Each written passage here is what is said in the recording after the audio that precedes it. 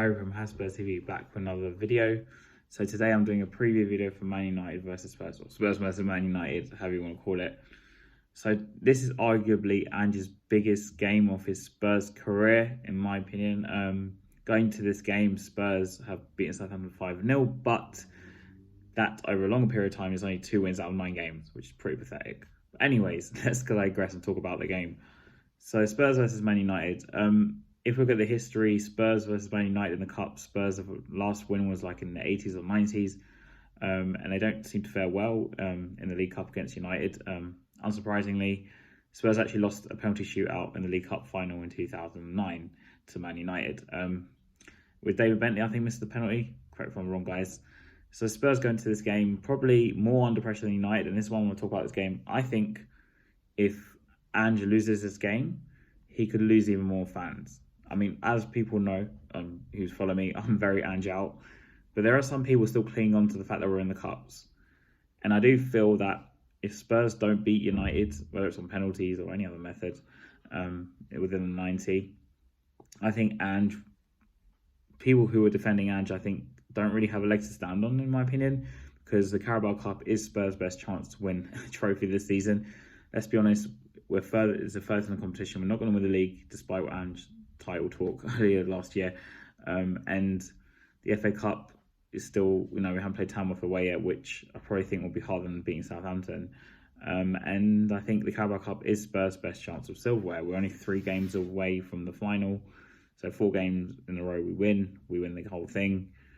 Of course, that's easier said than done. But the United game for me is Ange's biggest game of his Spurs career, really. I mean, of course, last season he kind of rested everyone in the the League Cup, and we went out to Fulham.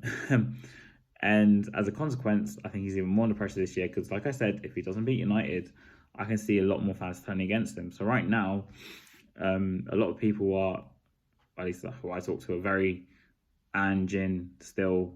I guess not everyone, but quite a lot of the fan base, I think, still Ange in and more Levy out as well. Of course, I fall into the camp of Ange out and Levy out because I just don't really mind his tactics. But I do feel like if we lose tomorrow to United, or this will obviously air in the morning of the game, I think I think a lot of people could turn on Ange because the cups are kind of what are keeping him in for some people.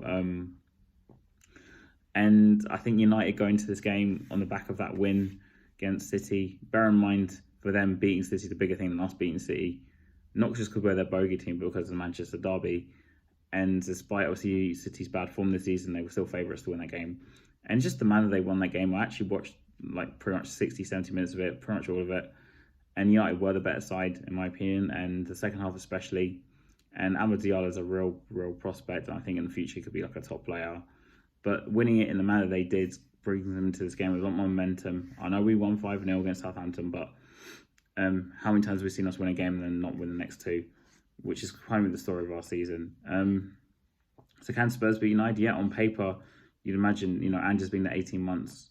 We should be able to win the game. We should be in better shape. But Amorim, I'm sorry, he's a better manager than Ange, and he doesn't have the squad he needs, but he could do something different. He's been doing a lot of rotations in the back line, trying to maybe find his best 11 for the rest of the season at least. And I saw Amorim change things up in the past, and even at United, even now, changing towards the game in terms of playing just different styles, really. And I think Amorim is probably going to suss Ange out. I mean, lesser managers have already. We look at our losses to Palace, even though I do rate last night of Ange as well. I just think it's a very tough game. And I think for Ange, this is kind of do or die, in my opinion. I think if he loses against United tonight, I think a lot of people just turn on him. And I think Levy will have to fire Ange eventually. Because I don't see us beating Liverpool again on the weekend, especially if we lose to United. But in terms of the fan basis, I think this is a big game for Ange. Because, like I said, if we don't win the game, I think a lot of people could turn.